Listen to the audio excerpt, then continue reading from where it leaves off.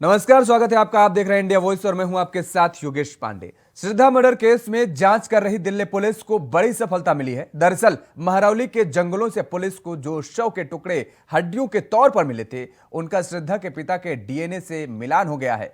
CFSL report में इसकी पुष्टि भी हुई है। दरअसल दिल्ली पुलिस ने आफताब को गिरफ्तार कर पूछताछ की थी और इसके बाद महरौली जंगल और गुरुग्राम में उसकी बताई हुई जगह से पुलिस ने शव के कई टुकड़े हड्डियों के रूप में बरामद किए थे और जांच के लिए सीएफएसएल लैब भेजा गया था। इतना ही नहीं, डीएनए टेस्ट के लिए पिता का सैंपल भी लिया गया था। तो श्रद्धा हत्याकांड में यह बड़ा खुलासा हुआ है। श्रद्धा की महरौली के जंगलों से शव के रूप में जो हड्डी के टुकड़े बरामद किए गए थे, उस हड्डी के टुकड़ों से जब श्रद्धा के पिता का डीएनए मैच कराया गया तो मिलान हो गया है। ये बड़ा खुलासा सामने आया है। और इसी खबर पर ज्यादा जानकारी के साथ हमारे संवाददाता नितिन चौधरी हमारे साथ सीधे लाइव जुड़े हुए हैं। नितिन, क्या कुछ और जानकारी है? श्रद्धा के शव के मिले टुकड़े और श्रद्धा के पिता का डीएनए मैच कराया गया है। बताया जा रहा है कि ये मिलान सफल रहा। जी देखिए योगेश, बिल्कुल श्रद्धा मर्डर केस की जो जांच थी वो दिल्ली पुलिस को एक बड़ी सफलता हाथ लगी है। जिस तरीके से दिल्ली पुलिस काफ़ी दिनों से आफताब से जो है पूछताछ कर रही थी कि आखिरकार श्रद्धा की जो हत्या की है, किस कारणों की वजह से हत्या की है। जिस तरीके से उसने टुकड़े जो फेंके थे, अब महरौली में अलग अलग जंगलों में जाकर टुकड़े फेंके गए थे, जिस तरीके से उसके पिता के जो डीएनए है वो डीएनए मैच कराया गया। तो डीएनए से जो सीएफएसएल जो रिपोर्ट वहाँ पर भेजी गई थी, सीएफएसएल रिपोर्ट आने के बाद भी जैसे डीएनए की जो सैंपल था मिला था कि इसमें जो श्रद्धा के जो पार्ट से बॉडी थे उसके पिता के, उससे मिलान कराया गया। तो मिलान में जो है साफ साफ आ गया है कि डीएनए जो हुआ है, तो डीएनए में जो है श्रद्धा की जो हड्डियां थी उसके पिता की हड्डियों से मैच कराई गई है। तो वो मैच जो है बिल्कुल मिल चुका है। उसी को देखते हुए दिल्ली पुलिस को एक बड़ी कामयाबी हासिल हुई है। जिस तरीके से काफ़ी दिनों से जो है दिल्ली पुलिस जो है परेशान चल रही थी, काफ़ी उसमें जो है आफताब से पूछताछ भी चल रही थी। अलग अलग जो है ठिकानों पर जो है उसको ले जाया जा रहा था। पहले जो है महरौली के जंगलों में ले जाया जा रहा था। जिस तरीके से श्रद्धा ने जो हत्या करी है, हत्या में जो है साफ साफ यही दिखाया गया है कि जिस तरीके से श्रद्धा की जो हत्या हुई, उसके जो टुकड़े 35 टुकड़े करे थे आफताब ने वो 35 टुकड़े कहाँ फेंके, पहले महरौली के जंगल में, फिर गुरुग्राम के जंगल में। जिस तरीके से आज उसके पिता का जो डीएनए चेक कराया गया था, उसका जो मिलान है वो आ चुका है। सीएफएसएल जो रिपोर्ट थी उस रिपोर्ट के मुताबिक जो है उसके जो श्रद्धा की हड्डी जो थी, बॉडी के जो पार्ट्स थे, वो कुछ उसके पिता के उससे मिलान हुए हैं। जी बिल्कुल, लेकिन इस दौरान अब पुलिस प्रशासन का अगला कदम क्या होगा और पुलिस की तरफ से क्या कुछ जानकारी दी गई है और इस बारे में? जी देखिए, बिल्कुल अभी जो है फिलहाल जो है डीएनए जो है टेस्ट हुआ है, उसका जो चेक हुआ है, उसका जो सैंपल है वो मिलान हो गया। तो उसी को देखते हुए दिल्ली पुलिस को कामयाबी तो हासिल हो गई, लेकिन अब देखना ये होगा कि आफताब को कितनी जल्दी सज़ा होती है या उसको जो भी सज़ा उसको बुलेगी। क्योंकि कोर्ट से जो है काफ़ी दिनों से जो है आफताब को ले जाया जा रहा था, लेकिन उसकी जो वह वहाँ पर बेल का होती थी, उससे जो है वकीलों से जो है ले जाया जाता था। साकेत कोर्ट में उसकी जो है पेशी कराई जाती थी। लेकिन जिस तरीके से आफताब ने महरौली में बताया कि मैं जो टुकड़े थे 35 टुकड़े वहाँ भेजे गए थे, वो फेंके थे। उसने डायरी में नोट मिला था, सबसे पहले डायरी जो मिली थी, डायरी से पुलिस को एक सफलता डायरी से मिली थी। उसके बाद में जो है उसके मोबाइल फ़ोन से जो है बरामद हुए जो, और खून के जो कपड़े थे श्रद्धा के, वो कपड़े भी जो है दिल्ली पुलिस ने बरामद कर लिए थे। उसके पिता का डीएनए भी जो टेस्ट कराया, उसकी जो सैंपल रिपोर्ट है वो आगे सीएफएसएल रिपोर्ट से। क्योंकि जिस तरीके से हत्या जो करी गई थी, जो पार्ट्स थे बॉडी के वो कहाँ फेंके गए थे, वो जो मिलान था वो मिलान भी जो है उसमें मिला लिया गया। जिस तरीके से उसमें अब दिल्ली पुलिस को जो सफलता है वो एक बड़ी सफलता हाथ हुई। क्योंकि काफ़ी दिनों से दिल्ली पुलिस काफ़ी चकमा दे रहा था आफताब की, इस तरीके से जो बातचीत करते थे उससे जो पूछताछ की जाती थी कि आखिरकार वो बॉडी के जो पार्ट्स थे किस कारणों की वजह से वहाँ फेंके गए थे। तमाम जंगलों में ढूंढघाट के बाद जब महरौली जंगल में उसने बताया कि महरौली और गुरुग्राम के जंगलों में जो है बॉडी के जो पार्ट्स हैं वो वहाँ पर फेंके थे। लेकिन उसके बाद डीएनए होने के बाद सैंपल जो आया, सैंपल से श्रद्धा की जो हत्या बॉडी के पार्ट्स है उसके पिता से जो है मिलान हुए। लेकिन दिल्ली पुलिस का कहना है कि जल्दी से जल्दी अब इसकी जो कार्रवाई है, जिस तरीके से आफताब की जो पूछताछ करती थी रोड डेली के साथ ले जाकर उसे कोर्ट में पेशी कराई जाती थी, लेकिन अब आफताब को जल्दी ही जो है सजा होगी और सजा जो होगी वो काफ़ी लंबी सजा होगी। जिस तरीके से आफताब ने 35 टुकड़े जो श्रद्धा के करे हैं उसमें जो है तमाम लोगों में जो है आक्रोश है, गुस्सा है। क्योंकि जिस तरीके से 35 टुकड़े जो करें एक लड़की के 35 टुकड़े को देखते हो दिल्ली में जो है काफ़ी आक्रोश है। लोग अलग अलग ठिकानों पर जो है उस पर जो है छापेमारी भी करें। क्योंकि जिस तरीके से उसने 35 टुकड़े करे थे, तमाम लोग आक्रोश बैठे हुए। क्योंकि हत्या जो हुई है, एक हत्या जो है लड़की की हुई है, तो उसको देखते हुए तमाम महिला भी जो है काफ़ी गर्मा गर्मी। बिल्कुल नितिन, लेकिन यहाँ पर एक सवाल और ये उठ रहा है क्योंकि मोबाइल जो श्रद्धा का मोबाइल था उसकी खोजबीन की बात की जा रही थी लगातार, और इसके साथ ही जिस हथियार से, जिस औजार से श्रद्धा के बॉडी के टुकड़े किए गए थे, जो कहा जा रहा है कि 35 टुकड़े किए गए थे, वो आरी क्या अब तक पुलिस के हाथ लग पाई है क्या?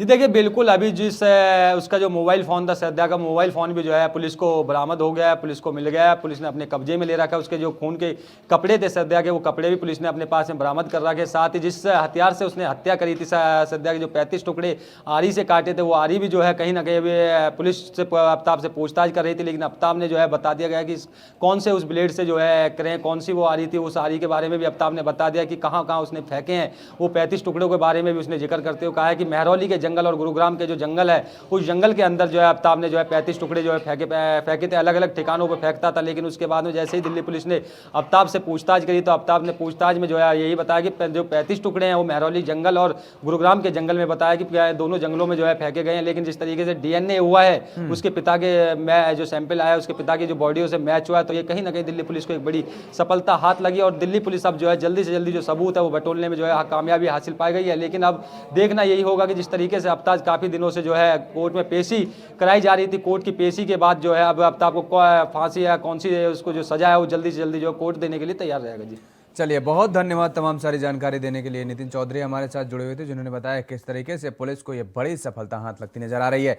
और अब रुख करेंगे उत्तर प्रदेश के गाजीपुर का, जहां पर माफिया मुख्तार अंसारी से जुड़ी बड़ी खबर है। गैंगस्टर मामले में मुख्तार अंसारी दोषी करार हुआ है। थोड़ी देर में सजा का ऐलान होगा। मामले में भीम सिंह दोषी करार हुआ है। 1996 में एएसपी पर हमले के आरोप में गैंगस्टर एक्ट दर्ज हुआ था। ये बड़ी खबर है, आपको बता दें कि मुख्तार अंसारी से जुड़ी ये बड़ी खबर है। मुख्तार अंसारी पर दोष सिद्ध हो गया है। थोड़ी देर में सजा का ऐलान भी होगा। ये बड़ी खबर आपको बता दें, मामले में भीम सिंह भी दोषी करार पाया गया है।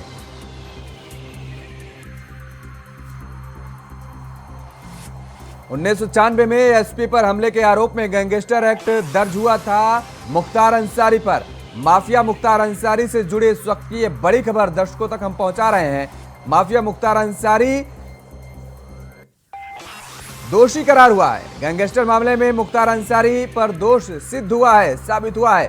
थोड़ी देर में सजा का ऐलान भी होगा। तो माफिया मुख्तार अंसारी से जुड़ी इस वक्त की ये बड़ी खबर है। आपको बता दें कि गैंगस्टर मामले में मुख्तार अंसारी दोषी करार पाया गया है और अब से थोड़ी ही देर में सजा का ऐलान भी होगा। मामले में भीम सिंह भी दोषी करार पाया गया है। तो 1996 का ये मामला बताया जा रहा है, जब एएसपी पर हमला किया गया था। तो बता दें कि 1996 में एएसपी पर हमला किया गया था और उस दौरान गैंगस्टर एक्ट की भी बात सामने आई। गैंगस्टर एक्ट लगा और अब दोषी करार पाया गया है मुख्तार अंसारी। और इसी खबर पर ज्यादा जानकारी के साथ हमारे संवाददाता चंदन वर्मा हमारे साथ सीधे लाइव जुड़ चुके हैं लखनऊ से। चंदन, क्या कुछ और जानकारी है? क्योंकि 1996 का मामला, एएसपी पर हमला, गुंडा एक्ट, गैंगस्टर एक्ट लगा और अब दोष सिद्ध हुआ है मुख्तार अंसारी पर। क्या कुछ अपडेट है? और बिल्कुल योगेश, बता दें जो 1996 का मामला है। गाजीपुर के तत्कालीन एसपी के ऊपर इन लोगों ने हमला किया था, जिसमें जो है गैंगस्टर एक्ट पे मुकदमा दर्ज हुआ था। उसमें जो फाइली था भीम सिंह, उस पर भी आज जो है दोष सिद्ध हो गया। अब 2 बजे के बाद एक बड़ा फैसला आ सकता है। अब देखने वाली बड़ी बात होगी किस तरह से मुख्तार अंसारी के ऊपर कार्रवाई की जाएगी। जी योगेश, बिल्कुल 2 बजे के बाद आप बता रहे हैं कि यह फैसला संभावित है। 2 बजे के बाद फैसला आ सकता है और मुख्तार अंसारी की मुश्किलें लगातार बढ़ती ही जा रही हैं। एक तरफ ईडी के रिमांड पर मुख्तार अंसारी है पूछताछ के लिए, तो ऐसे में अब इसमें क्योंकि चंदन, एक तरफ ईडी अपने रिमांड में ले रखी है पूछताछ के लिए, 10 दिनों का के लिए समय दिया गया है ईडी को। ऐसे में यदि सजा क्या कुछ सुनाई जा सकती है और सजा होती है तो क्या उस सजा के बाद जो ईडी अपने रिमांड पर ले रखी है मुख्तार अंसारी को, वो रिमांड कायम रहेगी या फिर जेल भेज दिया जाएगा? बिल्कुल आपको बता दूं, जिस तरह से जो आज जो फैसला आना है, फैसले में सजा तो सुनाई जाएगी ही और संभावित तौर पे यह भी देखा जा सकता है, हो सकता है इनके ऊपर जुर्माना भी लगा दिया जाए। जो ईडी ने रिमांड पर अपनी ले रखा है, तो ईडी अपनी रिमांड अपनी बरकरार रखेगी। इनसे लगातार पूछताछ जारी रहेगी जितने दिन की जो ईडी रिमांड ले रखी है। और सबसे बड़ी बात तो ये है, जो अभी 2 बजे के बाद फैसला आने वाला है, उसके बाद से जो मुख्तार अंसारी है उनकी मुश्किलें और बढ़ सकती हैं। जी योगेश, बिल्कुल, मुख्तार अंसारी की मुश्किलें लगातार बढ़ती नजर आ रही हैं। बहुत बहुत शुक्रिया तमाम सारी जानकारी देने के लिए। चंदन वर्मा हमारे साथ जुड़े हुए थे लखनऊ से, हमारे संवाददाता, जिन्होंने बताया किस तरीके से मुख्तार अंसारी की मुश्किलें हैं कि कम होने का नाम नहीं ले रही हैं और आने वाले समय में अभी और भी मुश्किलें बढ़ सकती हैं। अब रुख करेंगे आगरा का, जहां कमिश्नरी लागू होने के बाद 3 नए थानों की स्वीकृति मंजूरी हुई है। 10 दिन में नए थानों को स्थापित किया जाएगा, काम शुरू कर दिया जाएगा। नए थानों में 25 से 30 पुलिस कर्मियों की तैनाती होगी। थाना निरीक्षक से लेकर महिला कांस्टेबल, एसआई और कांस्टेबल की तैनाती होगी इन थानों में। थाना किरावली, थाना बमरौली, कटारा और थाना ट्रांस यमुना समेत थानों की कुल संख्या 48 होगी। जिला कमिश्नरेट आगरा में कुल कोर्ट की संख्या 7 होगी। कमिश्नर के नेतृत्व में पुलिस कर्मियों को विशेष प्रशिक्षण भी दिया जा रहा है। कानपुर, लखनऊ से ऑनलाइन भी ले रहे हैं पुलिसकर्मी प्रशिक्षण। अपराधियों पर अंकुश लगाने के लिए पुलिस ने खाका तैयार कर लिया है। आईपीएस रैंक के अधिकारियों को दिया जा रहा है 7 दिन से प्रशिक्षण। डॉक्टर प्रतेंद्र सिंह पुलिस कमिश्नर ने इस बात की जानकारी भी दी है।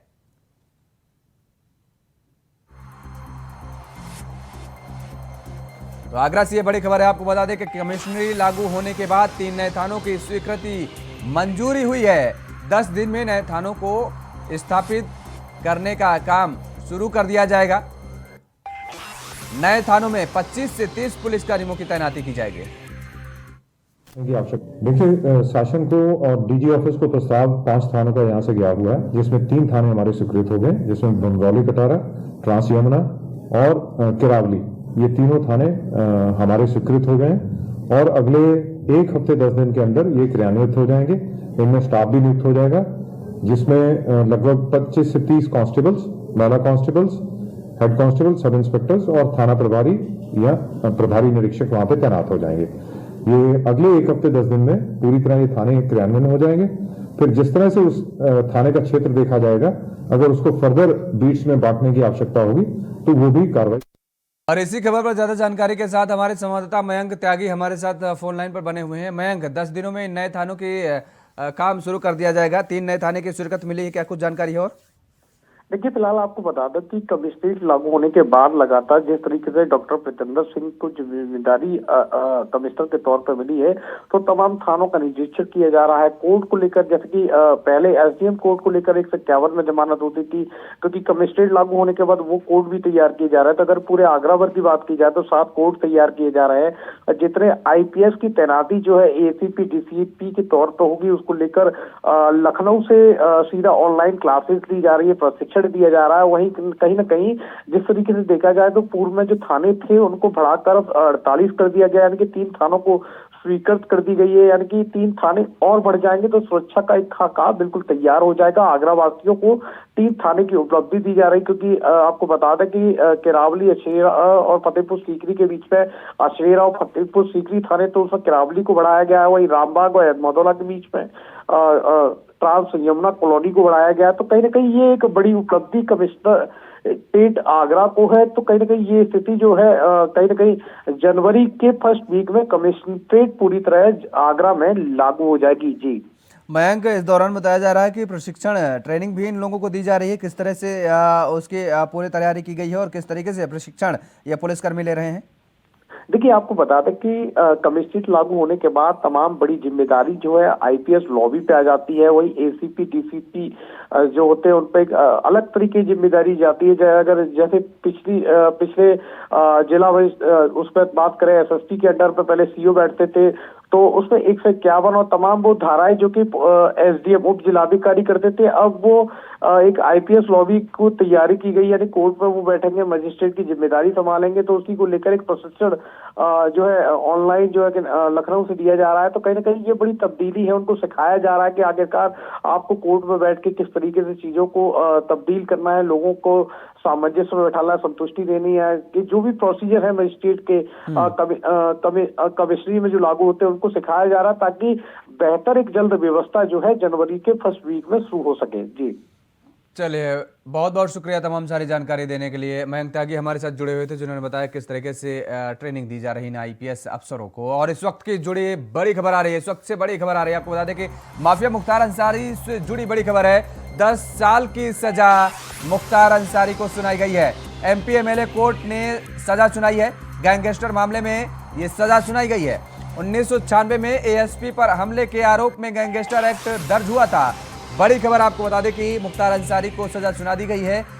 गैंगस्टर मामले में सजा सुनाई गई है। 10 साल की सजा सुनाई गई है। 1996 में एएसपी पर हमला करने का आरोप था मुख्तार अंसारी पर और गैंगस्टर एक्ट दर्ज हुआ था, जो कि आज दोषी सिद्ध हुआ है मुख्तार अंसारी और अब सजा भी सुना दी गई है। सजा का ऐलान कर दिया गया है। 10 साल की सजा सुनाई गई है। एमपी एमएलए कोर्ट ने यह सजा सुनाई है मुख्तार अंसारी को। मुख्तार अंसारी की मुश्किलें बढ़ती ही नजर आ रही है, कह सकते हैं कि कम होने का नाम नहीं ले रही हैं और अब एक और मुश्किल बढ़ी है मुख्तार अंसारी की। दरअसल 1996 का ये पूरा मामला बताया जा रहा है, जब मुख्तार अंसारी पर आरोप लगा था कि तत्कालीन एएसपी पर मुख्तार अंसारी और उसके गैंग ने हमला किया था एएसपी पर और गैंगस्टर एक्ट के तहत कार्रवाई भी की गई थी। लेकिन अब उस मामले को लेकर के सुनवाई हुई और एमपी एमएलए कोर्ट ने यह सुनवाई करते हुए बड़ी सजा सुनाई है। 10 साल की सजा सुनाई गई है मुख्तार अंसारी को।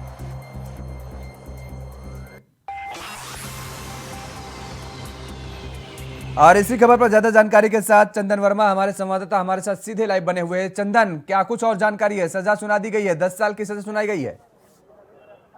बिल्कुल योगेश, आपको बता दूं 1996 का ये मामला है। जो तत्कालीन एसएसपी थे उनके ऊपर जो है इन लोग ने हमला किया था मुख्तार अंसारी गैंग ने। अब मुख्तार अंसारी के ऊपर उस टाइम जो गैंगस्टर में जो कार्रवाई की गई थी उस पर आज फैसला आया है। वो जो फैसला आया है बहुत अहम फैसला और बहुत बड़ा फैसला है, जिससे मुख्तार अंसारी की लगातार जो मुश्किलें बढ़ती जा रही हो, चाहे ईडी हो चाहे जो कई मामले हैं, उसमें आज जो है इनको 10 साल की सजा सुना दी गई है। जी योगेश।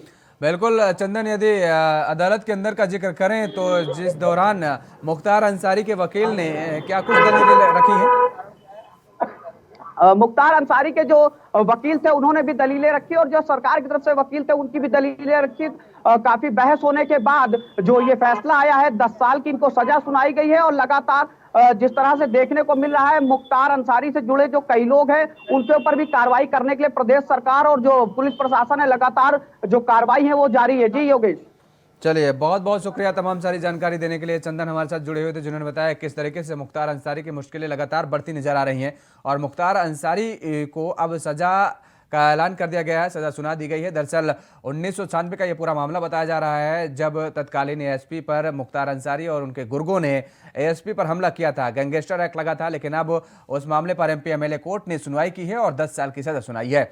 वहीं उत्तर प्रदेश के कौशाम्बी से हैरान कर देने वाला मामला सामने आया है। यहां इंटर में पढ़ने वाली दलित छात्रा ने मुख्यमंत्री योगी आदित्यनाथ से ट्वीट करके इंसाफ की गुहार लगाई है। बताया जा रहा है कि छात्रा एक मनचले युवक की हरकतों से काफी परेशान है और इस डर से छात्रा ने अपने घर से निकलना तक बंद कर दिया है। आरोप है कि एक मनचला कई दिनों से लड़की को काफी परेशान कर रहा है। मनचला युवक उस पर भद्दे कमेंट करता है, घर में घुसकर हाथ पकड़ता है। तो वहीं जब पीड़ित थाने में तहरीर दी तो दरोगा ने तहरीर फाड़कर फेंक दिया और उल्टा पुलिस ने घर आकर पीड़ित और उसके परिवार को ही धमकाया। ये बड़ा मामला सामने आया है। आपको बता दें कि ये बड़ा आरोप लगा है। कौशाम्बी का ये पूरा मामला बताया जा रहा है, जहां पर एक छात्रा एक मनचले से परेशान नजर आ रही है। खन्नू नाम का एक लड़का है और उसका नाम महेंद्र कुमार है। वो मेरे ऊपर बाइक चढ़ाने की कोशिश की थी। मैं वहाँ से अपनी जान बचाई। मैंने उन्हें इतना बोला कि तुम्हें दिख नहीं रहा है, इतने में वो मुझे धमकी दिया। बोल रहा था तुम्हारी इतनी औकात हो गई कि तुम मुझे ऐसे बोल रही हो। फिर मैंने वहाँ अपनी जान बचाकर घर आ गई। फिर उसके बाद उसने 11 तारीख को मेरे घर आया। मेरे घर आकर मेरा दोनों हाथ पकड़ के मुझे गंदी गंदी गाली दिया और बोल रहा था तुम्हारी औकात क्या है जो मुझे ऐसे बोल रही हो। मेरे घर वालों को धमकी दे रहा कि सबको मार डालेंगे। और फिर हमने कंप्लेन किया थाने में। कंप्लेन करने के बाद पुलिस आई। बोल रही थी हमने अपनी पूरी समस्या बताई। पुलिस बोला ऐसे बताओगी तो तुम्हें उल्टा ही जेल पहुंचा देंगे, तुम्हारे घर वाले भी चले जाएंगे, तुम भी चले जाओगे, तुम ऐसा मत बोलो। फिर हमने एप्लीकेशन भी लिखा था। पुलिस वालों ने उन्हें फाड़ डाला। हमसे जबरदस्ती दबाव डालकर हमें एप्लीकेशन दूसरा लिखा है लड़ाई झगड़े के मामले में। जो आरोप एप्लीकेशन में दिया गया था, जिसमें मारपीट का आरोप था, तत्काल मुकदमा पंजीकृत करके आरोपी को गिरफ्तार करके उसके खिलाफ निरोधात्मक कार्रवाई की गई थी। आज जो वीडियो वायरल हो रहा है, इसके संदर्भ में लड़की का बयान लेने के लिए तत्काल थाना प्रभारी को भेजा गया है। उनके साथ महिला कांस्टेबल भी जा रही हैं और उस बयान के आधार पे जो धाराएं बनेंगी उसके आधार पे मुकदमे को परिवर्तित किया जाएगा और तत्काल अभियुक्त के गिरफ्तारी आदि के निर्देश दिए गए हैं। और जो अन्य आरोप लगाए गए हैं उसके संदर्भ में क्षेत्राधिकारी मंझनपुर को एक अलग से जांच दी जा और इसी खबर पर ज्यादा जानकारी के साथ इंतजार रिजवी हमारे संवाददाता हमारे साथ फोन लाइन पर बने हुए हैं। क्या कुछ मामला है इंतजार रिजवी? लड़की का जो वीडियो वायरल हो रहा है इसमें बताया जा रहा है कि दरअसल लड़की को एक मंचला परेशान कर रहा था और जब ये थाने में तहरीर दी गई तो थानेदार ने तहरीर ही फाड़ कर फेंक दी और उल्टा पीड़ित परिजनों को धमकाया गया। पूरी घटना मेहवाघाट थाना क्षेत्र की है। जो युवती है इसने मुख्यमंत्री योगी आदित्यनाथ से ट्वीट करके इंसाफ मांगा है। काफी दिनों से ये मनचला लड़का इस लड़की को परेशान कर रहा था। जब इस मामले को लेकर ये थाने पहुंची है तो पुलिस को तहरीर दी गई तो पुलिस ने तहरीर को फाड़ दिया था। बाद में लड़की से दूसरी तहरीर लेकर उस पर लड़के को पकड़ती है। लड़की को पकड़ने के बाद 151 को चालान करके फिर उसको छोड़ दिया जाता है। अब क्या कुछ आगे की कार्रवाई करने की बात कही जा रही है क्या? अभी एडिशनल एसपी से बात की गई तो उन्होंने बताया कि आरोपी को गिरफ्तारी का फिर से प्रयास किया जा रहा है। मुकदमा फिर से लिखा जा रहा है दूसरे मामले को लेकर।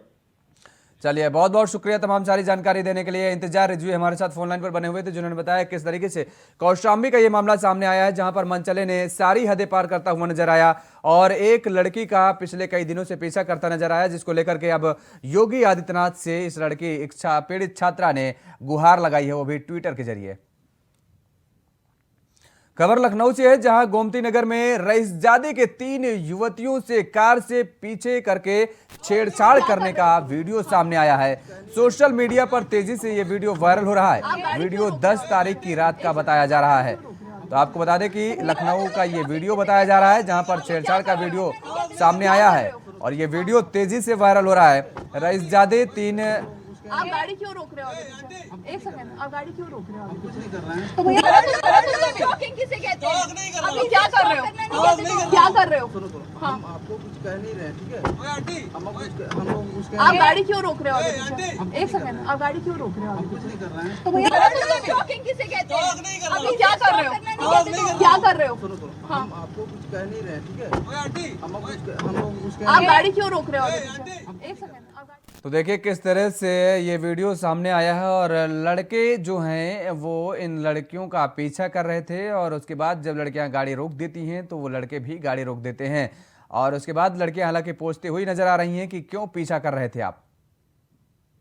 दिनांक 13/12 में थाना गोमती नगर में रात में एक सूचना प्राप्त हुई थी जिसमें बताया गया था कि कुछ कार सवार युवकों ने महिलाओं के साथ दो महिलाओं के साथ अभद्रता की है और गाली गलौज की है।